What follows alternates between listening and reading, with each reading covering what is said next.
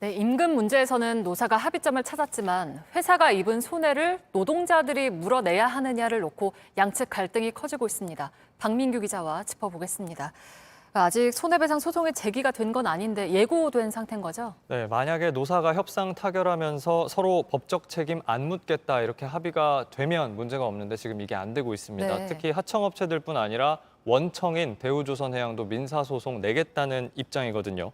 지금까지 파업으로 7천억 정도 손해를 봤다고 주장을 하니까 소송 낸다면 규모는 적어도 수십억 정도로 예상이 됩니다. 네, 그러니까 방금 이가혁 기자 리포트 보면 작년 연봉이 3,400만 원인 노동자들한테 7천억 원을 물어내라고 할 수는 없는 걸 텐데 예. 그래서 이제 손배소 목적이 다른 데 있는 거 아니냐 이런 얘기들이 나오고 있는 거죠? 그렇습니다. 연봉이 얼마나 되든지 사실상 이 받아내기는 어려운 금액인 게 분명해 보입니다. 네. 그러다 보니까 사실 이런 소송은 파업 철회 또 노조 압박 수단으로 쓰여온 겁니다. 한진중공업이나 현대자동차, 유성기업, 쌍용자동차 이런 여러 사례가 있는데 물어내라고 한 돈 많게는 수백억에 달했습니다. 네. 승소해도 실제 받기 어렵고 기업 입장에서 실익이 없습니다. 오히려 소송 비용이 더 들어갈 수도 있습니다. 그런데도 기업이 이런 방식을 고집하는 건 법대로 해서 본보기를 보여주겠다는 뜻도 담긴 거다.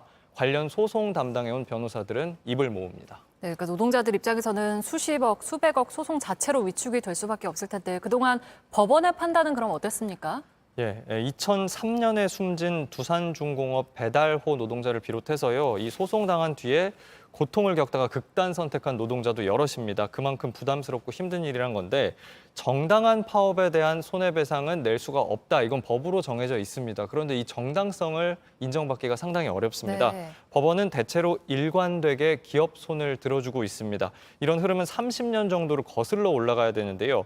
1990년대 초 노동부 장관이 손해배상 소송 적극 유도하라 이런 지침 내린 적이 있습니다. 그 다음에 기업이 청구한 손배소 금액을 전부 인정한 대법원 판결이 있습니다. 이게 선례가 돼서 뒤에 나온 판결들도 다 따라가고 있거든요. 전문가들은 법원이 파업 정당성을 너무 좁게 보고 있고 이게 시대 흐름에도 맞지 않는다고 비판을 합니다. 들어보시죠. 전 세계적으로도 대사가 노동조합을 상대로 해가지고 손해배상 청구하는 것은 1900년 초에 끝났어요. 노동상권을 무력화시키는 현상이 아직도 지속되고 있다는 거예요.